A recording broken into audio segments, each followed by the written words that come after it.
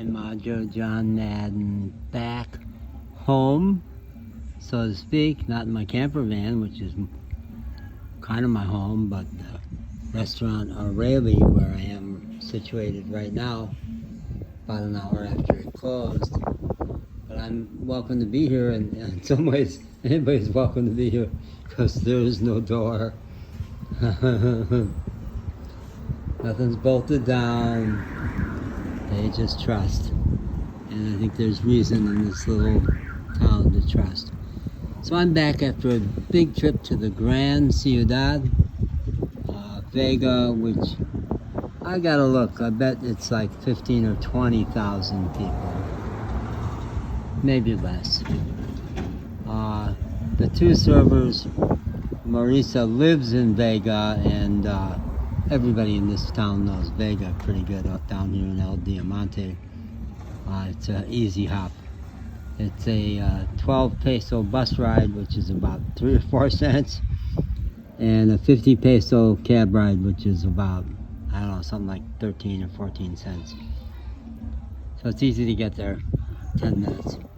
But I just had to get out of this little one-horse town, and I desperately needed a headset, because the truck noise can be insufferable here, and other noise in the restaurant, the family, the diners, the TV, all of it can make it really hard for me to concentrate.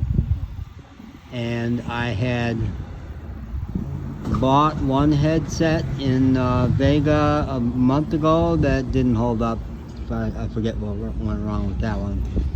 And I bought one from Miguel for 80 pesos, which is the label on it. He is a teenager, so she had a lot of stuff laying around.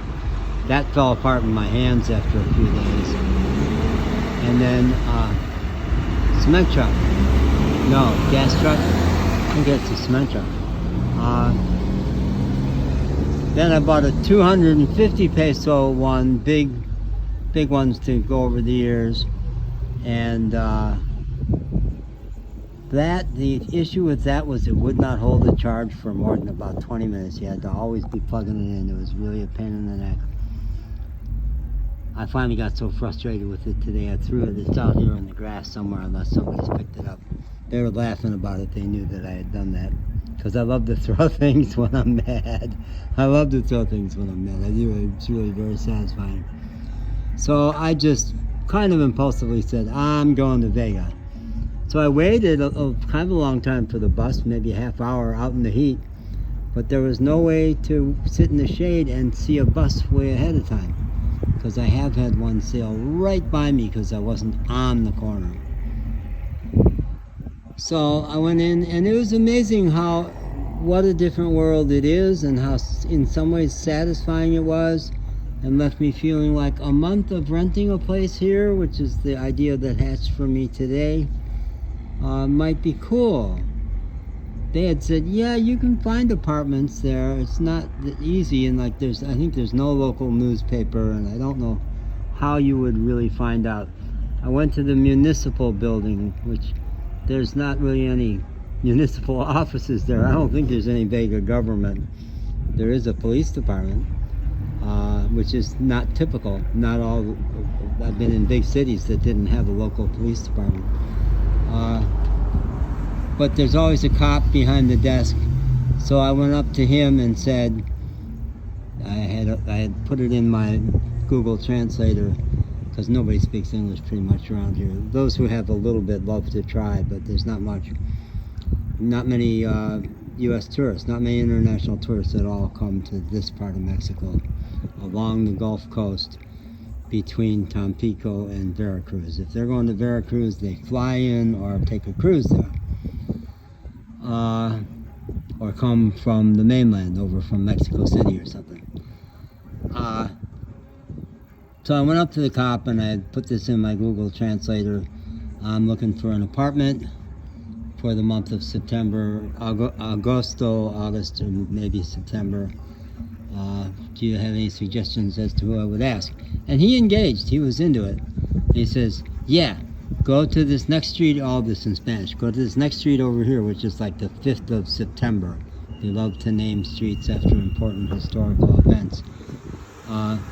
And talked to a guy over there. And I said, a guy, like, is there a store? Is he working in a store? No. An office? No. A guy. Just talk to a guy.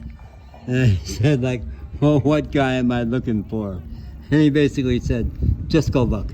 If you're lucky, you'll find him. If you go into the right state of consciousness, he will appear. So I sure never found any guy.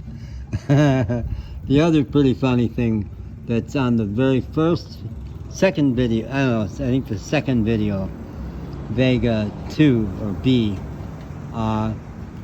there was a big, tough-looking Mexican guy with a black sports jersey, and on the back it had Michael Jordan. It said Jordan and Michael's number 45, which was great. I recognized it wasn't the Chicago Bulls colors, but as I went around and said hi to him, the front of it says Sox. It's like a White Sox jersey. It's a White Sox. I mean, the Chicagoan in me thinks this is truly hysterical. A White Sox jersey with Michael Jordan on the back. So some knockoff outfit. I don't know if they did that intentionally just for fun or what, but that was fun.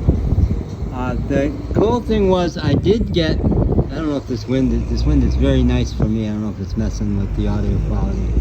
I did get a headset, which was my main thing to go there. It says Sony.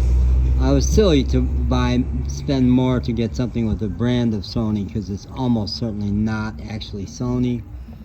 The fact that all the instructions essentially are in Japanese is that make it more or less likely it's a knockoff. I think it's a knockoff, but hopefully it'll hold up. We'll see.